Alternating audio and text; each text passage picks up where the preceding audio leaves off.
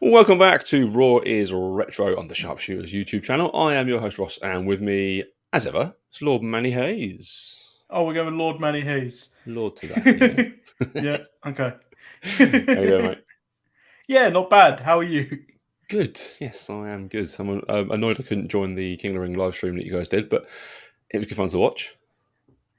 It really was. I think I really enjoyed watching that. The Yeah, fact that it's more fun when we rewatch it together. Like when we did the WrestleMania one, that was hilarious. yeah, yeah. If you're sat there on your own watching that, it's not so much fun, is it? Really? Yeah, and I noticed that like when we did the this year's WrestleMania watch along where Marcus was in Vegas for Eric's birthday. Yeah, When Marcus had to leave, and I was either by myself or when Wes had to leave, when Wes has had internet problems and had to yeah. leave, and it was just me in the middle of the night watching something. I was like, yeah, I don't know why other people are watching this too. Yeah, I can't watch current pay-per-views.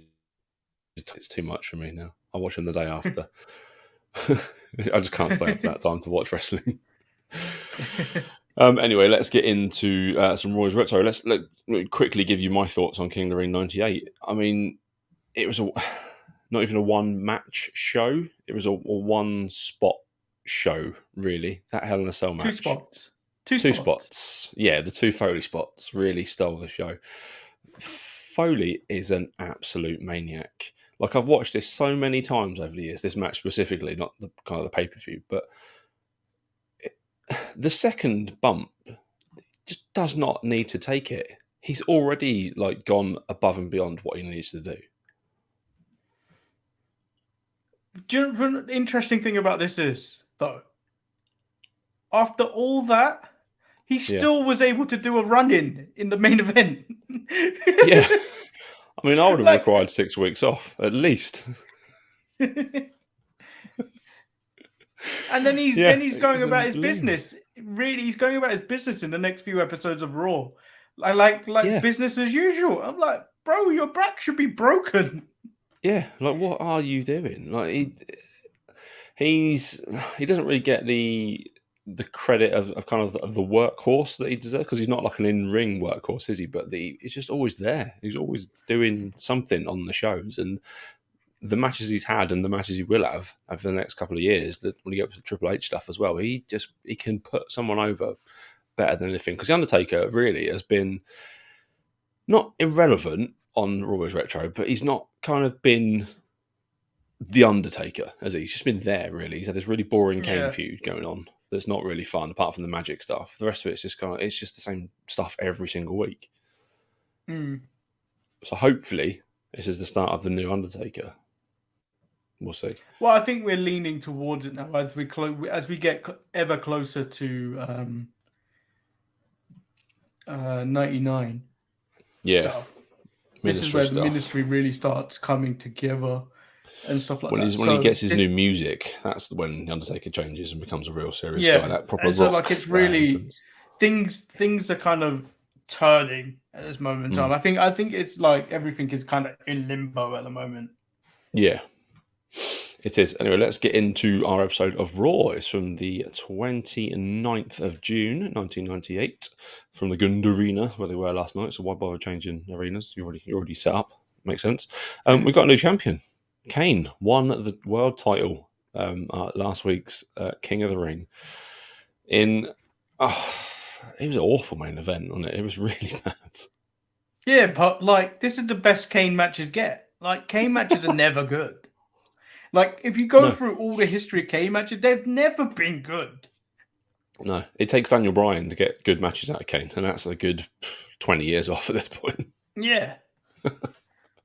That's a terrifying thought. Yeah, we've got a lot of Kane to watch coming up. We get enjoying DX soon with X Pac. That'd be fun. Oh God. I always wanted green and black Kane, but it never really got it, did we? No. Well, there are images of green and black Kane. Yeah. I might go and make you on WWE 2K22. Anyway, let's kick off this episode of Raw. There's a red carpet covering the ring. Vince is out to kind of present the title to Kane, but of course it doesn't go smoothly Austin is out and he wants his rematch. Yeah. Who Which could have seen obviously that Kane coming? agrees to. Yeah, why? You were supposed to be his big bad heel. Like, why would you do this? Just say no. Get to the back of the queue. I don't understand why he gives him the title shot so quickly. Yeah, it's really dumb. Yeah. So that will headline our show tonight.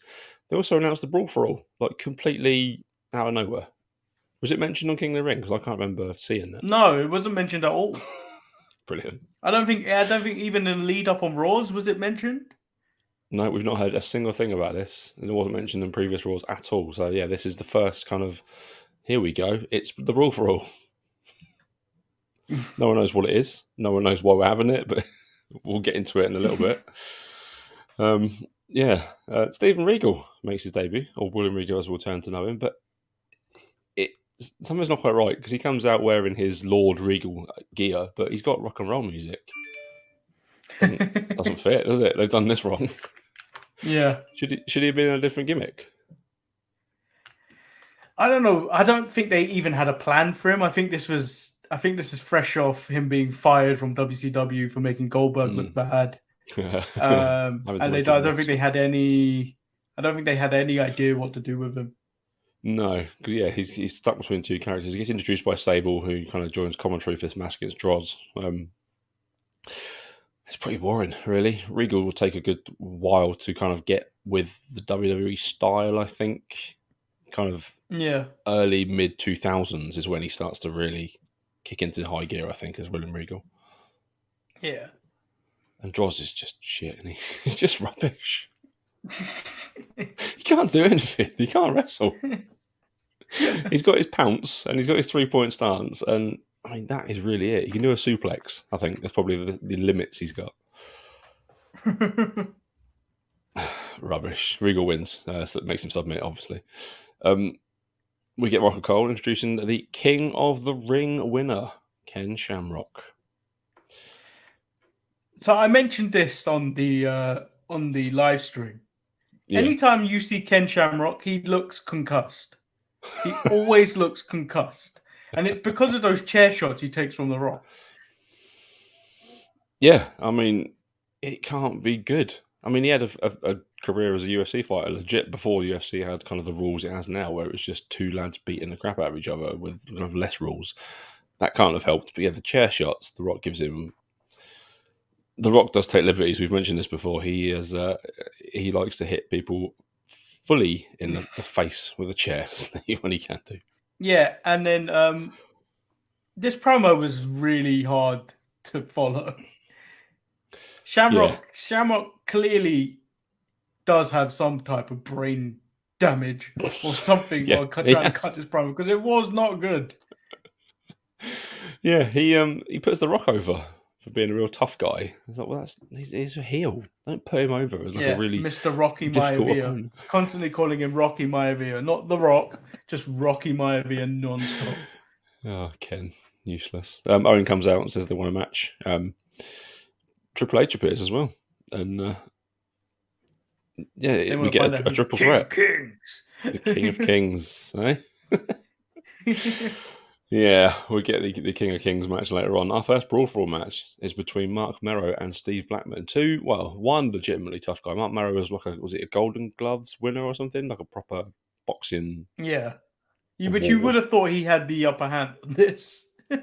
Yeah. And Steve Blackman, I suppose he is kind of a legitimate black belt in whatever kind of thing he does. I don't know what he does, karate or something. I don't know what he's just martial arts. But like Mark Merrow had no takedown defense at all. He's a boxer. We've seen boxers in the UFC before. That's all Steve Blackman went for was the takedown because you instantly get 5 points according to the scoring system for any takedown you do. Blackman knows exactly how to win this. This is a disaster. This is the start of this tournament, and it's already an absolute disaster. It's awful. We get a Kevin Kelly with a goatee looking weird. He interviews Kane. I told you he was growing one and it looked disgusting. Kane's got his little voice box, and we need Marcus here to do the voice, unfortunately, but he's not here this week. Yeah, he says he'll beat Austin again later because he's a braver champion than the Undertaker. What? Rubbish. We get a match between Val Venus and Dick Togo. Is this the start of Val and the Yeah. Kaientai stuff? Wow. Yeah, because his wife, his Mr. Yamaguchi's son's wife, is in attendance, sitting in the crowd, and Val's continuously flirting with her. Why is she there? We've not seen her in the 8 weeks that Kaientai have been around. Suddenly she's here just because Dick's got a match against Val Venus. Because Mr. Yamaguchi's son had to establish himself first before bringing in. Yeah, his surprisingly hot wife. Yeah, Val wins. Obviously, hits the money shot. It doesn't last more than 5 minutes, I think. And then he beats up all of Kaientai, basically, and just does some more flirting. We see Edge just lingering around the arena. He's such a creep. Such a creep. Edge is a creep. I don't get what his character is at this point. A lurker. Just a man who's ready to wrestle, but he's just in the crowd. A looky-loo. Those people that tend to lurk around like crime scenes or like an accident. Those people. That's what Edge is. Yeah. How long till we get Edge's debut? A couple of weeks? He's already debuted. He murdered that guy. Totally forgot. Oh yeah. Oh yeah. We don't get another Edge match for a while. Maybe he's been sent to OVW to train. Stop killing people, Edge. That's the end of the Raw is War. That's a really kind of lackluster first hour. Yeah, like very bland. If the Brawl for All is your big selling point of the first hour, you're in trouble big time. We go to the War Zone, which, I mean, it kicks off in better style. We get a really good match to start. It's Ken versus Owen versus Triple H. And yeah, I mean, it's a good match. It's a bit awkward, I think, to start, because I don't know if they know how to really do a triple threat, because as we learned a couple of weeks back, this is a new thing for them, triple threat matches. No, I think triple threats were usual. I think the tag team triple threat was new. Okay. This is still a little bit awkward. I don't know if it's kind of a mix of these three guys. It should work better than this. I think it's Ken. I just don't think Ken really gets it. I suppose you're right. Yeah, you could put Owen and Triple H in a match any time, and you'd get a good match out of those two. Yeah. Throwing Ken's chaos into the mix with it as well maybe doesn't help the thing. But Triple H looks good in this, and I'm getting quite excited that we're going to get the Triple H versus The Rock coming up over the summer months and heading towards SummerSlam. Because that's a really good feud. It's a really, really good feud, culminating in that ladder match we get at SummerSlam, or Survivor Series, sorry. So it's going to be really, really good. No, it's SummerSlam. It is SummerSlam, sorry. I'm all over the place tonight. Shamrock wins, doesn't he? Because he's the king, after all. He beats Triple H. Yeah, after The Rock gets involved, doesn't he? Yeah. I guess it's an odd ending to a really good match. We get the Nation and DX after the match kind of doing their stuff. I don't remember this lasting this long, the DX and the Nation stuff. No, it doesn't, because we start moving into the corporation, the ministry, and all that. When's that? That must be late summer, I suppose. Is it after the SummerSlam? Probably. I think this starts to happen towards we getting to Royal Rumble 99. So we're probably looking at towards the back end of 98. Oh, okay. So, good stuff coming up. I enjoyed all that sort of stuff until the ministry, until the corporation got ridiculously huge and had 35 people in the ring at once. It was a bit much. We finished that little segment with Owen putting the ring post figure 4 on, which always looks good. Stealing moves from Brett as well. I like it. We had this discussion about Bret Hart and Owen Hart in 2022. Right. If they were to exist in 2022. Yeah. Who would you like more? I was always a Bret guy. For me, Bret is my number one all-time wrestler. Like if you forget the WCW and the comeback stuff, Like if you wipe that from your memory, Bret in the ring for me is the best wrestler I've ever seen. So I was telling Marcus on the King of the Ring watch along because we had this discussion. For me, it was Bret when I was growing up, when I'm watching. But then I didn't care for anything post after his when he went to WCW, because I think he only had a couple good matches there with Benoit. But the Benoit ones, and that was about it. Looking back at it, I think especially doing this, I think I appreciate Owen much more than I do Bret. I always find Bret boring now. Yeah, Bret's matches had a formula, didn't they? They always went the same way. And I suppose he was the first guy with 5 moves of doom as well. Yeah, Owen had more of a character. Yeah. In my head, Owen's always the guy with Coco Beware, though, with the massive baggy parachute pants and the braces. Was that one high of the energy? Best entrance musics of all time. Yeah, like I can't ever get the picture of that Owen out of my head. But then there's so many Owens. I like the Owen that team with Yoko when they were tag team champions. That was really good. Owen with his slammies, and yeah, there's so many kind of different iterations of Owen as a character. Much better than Bret. Bret was always one note. He is Bret Hart. He is the best wrestler. He will out wrestle you. Until he did the old anti-American stuff, the heel turn. That was fantastic. Yeah.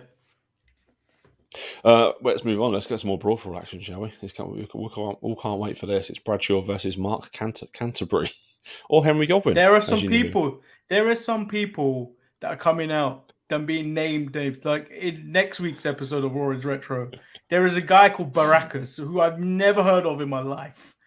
I'm aware of Baracus. He was one of the guys that Vince struck a deal with the ECW to send him down to ECW to help Paul Heyman out. He was not an ECW guy. He was a bodybuilder who could not wrestle.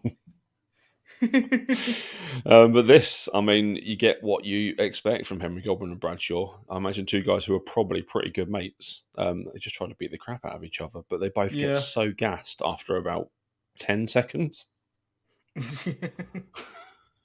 There's no takedowns at all until I think it's round 3 when they are both so knackered that takedowns are the only thing that makes sense for them. Yeah. And then Bradshaw wins by a decision. Yeah. I mean, already they must be thinking, "Fucking hell, this is awful! Like we've made a mistake." Yeah, they must have. Bad. We need to can this immediately. We get a few bits and bobs. We get the Highway to Hell for the SummerSlam. I like that. It's good music, good graphics. We get LOD. LOD bring out Paul Ellering. Yeah, to be their manager again. But Paul Ellering has other plans. Paul Ellering has other plans. He wants to be with the DOA. Yeah, I mean, it's 4 guys that ride bikes. They're all interchangeable at this point, aren't they? There's no difference between any of these lads, really. I'm so bored of this feud. LOD have made like 3 massive comebacks in the 6 months we've been doing this podcast. Awful. We get our main event. Here we go. It's the rematch from last night's King of the Ring main event. Kane versus Stone Cold Steve Austin. This wasn't even good last night. What makes you think it's going to be good this time? Yeah. Looking back through this,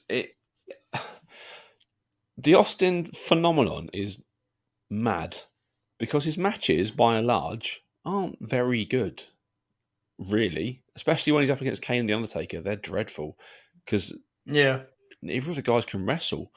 Austin needed a Bret Hart or a Shawn Michaels to make him look good in a wrestling match. He's a brilliant brawler, probably the best of all time as a brawler, but these are awful. These guys need 10 minutes as well. I didn't need it. I did not need to see this again. Austin wins. Austin's the champion again. Kane held the belt for less than 24 hours. Well done, Kane. How long till Kane gets the next title? Years after. Was it Money in the Bank? I think so, when he becomes a world heavyweight champion. Yeah. Because I don't think he held the WWE title ever again. No, I don't think he did. Jesus Christ, that is a long run. That's got to be one of the longest runs between kind of championship wins. That must be on the internet somewhere. But yeah, there we go. Austin's the champion. Yeah, I mean, it was rubbish. This whole show was terrible. The only highlight for me was the Brawl for All, and how bad it was. It's actually quite amusing. Like, I quite like the Brawl for All for some strange reason. It's weird, isn't it? It's like fascinating watching because these guys are wrestlers. They're not fighters. Yeah, but it's not. It's because it's completely different too. It's like you're not expecting it, and it's always bad. Yeah, it was always bad. Your MVP, Manny, for this episode of Raw, if there even is one. The Brawl for All itself. Oh Christ! I mean, it's rough, and I'm going to go with Triple H because he was my highlight of that match between him and Ho and Ken. But it's really hard to pick anything out of this show. It is one of the worst shows we've watched. Yeah, and even picking a match of the night is tough. So I'm going to go to main event, but that's because there was nothing really else. Yeah. I mean, yeah, we get 2 Brawl for All matches. There's the triple threat, and there's like 2 throwaway matches between Regal and Droz and Val Venus and Dick Togo. I mean, yeah, the main event has to win. Just, on star power alone, probably. Yeah. What's an awful episode of Raw? Let's hope next week's better. It's absolutely terrible. I genuinely think that's the worst episode we've watched. No, there was a worse one. There was one a of those worse one. back-to-back tapes ones where literally nothing happened and there was no stars on the show. Yeah, that run where literally no one. It was like they only had 12 wrestlers and they just recycled. Yeah, that's fair. I think that was between Mania and Unforgiven, where it was the same show for 4 weeks in a row, basically. Yeah, that's fair. There we go. Then that's that episode of Raw. Thanks for watching. I mean, if you've watched along with us, I mean, you deserve some sort of medal. If you have watched along with us, leave a comment below. If you're not watching along with us and you've stumbled across this video on YouTube, make sure you like and subscribe. It's at The Sharpshooters. Follow us on all the social medias at Sharpie Network on Twitter. We've got all the Insta stuff. We've got Facebook, there's Twitter, there's YouTube. Like, comment, subscribe, share, do all the stuff. Email the show at thesharpshooters@gmail.com. Go to the website, buy some merchandise. There's new sex mints coming soon. That make no sense at all if you've not watched this Saturday's previous. Well, when's this coming out? Next Friday? Yeah, so last Saturday's The Sharpshooters Wrestling Podcast. That will make no sense unless you watch that. Hashtag sex mints. Just comment below hashtag sex mints and we'll give you a shout out next week. Well, in 4 weeks' time. But yeah, that is all. That is all for this week. We will be back next week with another episode of Raw where hopefully it is better than this week. It cannot be worse. That said, we've got Brackers versus Savio Vega, so fingers crossed. Until then, see you later. Bye.